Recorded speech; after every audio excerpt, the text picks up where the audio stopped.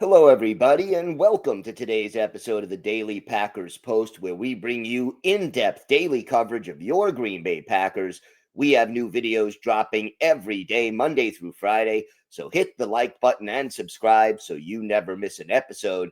Don't forget to also check out our website at thepackerspost.com for in depth articles on your Green Bay Packers. Today, we're going to talk about five players on the Green Bay roster who are exceeding expectations so far this season. And keep in mind, these are not just players who are playing well. Micah Parsons has played well, but expectations for Micah Parsons were that he would play well, so he's not on this list. These are players who are doing better than expected and helping the Packers win football games. So, with that in mind, here are our top five after four games as the Packers head into the bye week with a 2-1-1 record. At number five, offensive lineman Darian Kennard. Kennard stepping in at the last minute when the Packers had so many injuries along the offensive line. Brian Gutekunst acquired Kennard after the preseason was over and before the regular season started, and he did not have a lot of time to learn the offense before having to step in. And yet he has played when necessary, and he's done a pretty good job, mostly at right tackle. According to Pro Football Focus, Kennard is graded out as an elite run blocker so far this season, and we all know how big of a problem run blocking has been for the Packers. He's also been solid in pass protection. Now, Kennard's only been out there for 45% of the team's offensive snaps, but he's been a strong and steady backup who has been a valuable addition for depth along the Packers' offensive line. At number four, defensive tackle Colby Wooden. When the Packers traded Kenny Clark to Dallas as part of the Micah Parsons deal, a lot of people were wondering whether or not the team would struggle to stop the run. Well, one of the reasons they haven't been struggling has been the unexpectedly strong play of defensive tackle Colby Wooden. Wooden put on some weight during the offseason in anticipation of playing a bigger role. When the Packers decided to move on from TJ Slayton last year, we knew they were going to need a run stopping defensive tackle. Now, in his first two seasons in the league, Wooden only started a total of one game. He has started all four so far this season. He's made 12 total tackles, including two tackles for loss and two quarterback hits.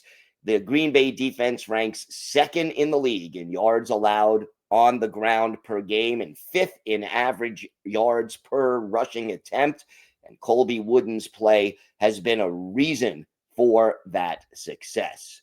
Coming in at number three, defensive tackle Devontae Wyatt. Wyatt had his moments in his first three seasons rushing the passer, but injuries slowed him down for much of last year, and he's been inconsistent overall. He's never really been a full-time player until this season.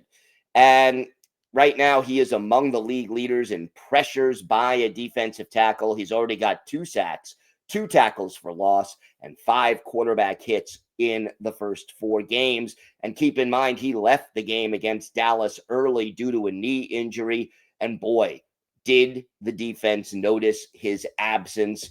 They did not get as much pressure up the middle on Dak Prescott, and that allowed him to step up and still complete a lot of passes, even though he was getting pressure off the edge.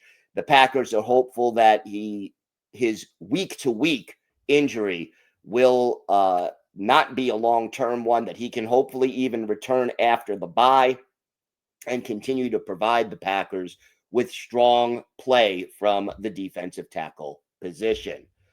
Coming in at number 2 on our list of Packers players who are exceeding expectations so far this year, wide receiver Romeo Doubs. We know Christian Watson has not yet played this season. Jaden Reed barely played this season, and they're both out with injuries.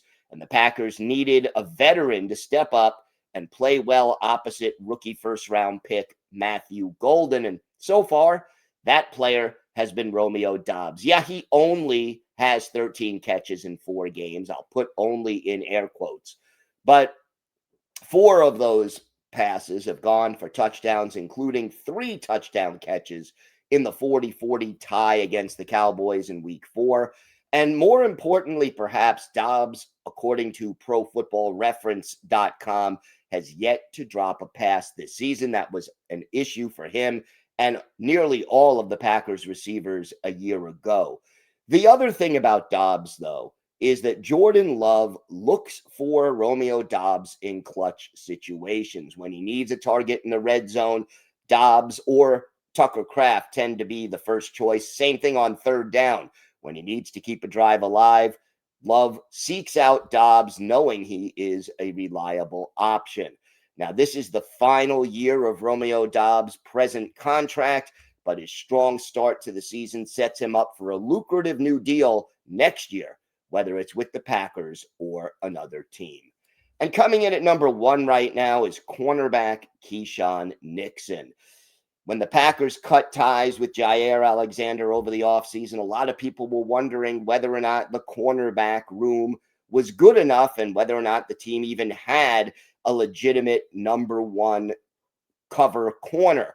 Well, Keyshawn Nixon has stepped up and stepped into that role and done a really good job. He broke up 5 passes in 1 game against Washington in week 2. And in just 4 games, he's matched his career high for passes broken up in a season with 7. And look, Nixon not only has statistically played well, but his confidence is contagious. He's a leader in the locker room. And I think the addition of Micah Parsons has really helped Nixon. He knows he can concentrate on stopping shorter passes, that he doesn't have to stay with a receiver as long or all the way downfield. He ranks in the upper 20% of Pro Football Focus's grades for qualified cornerbacks.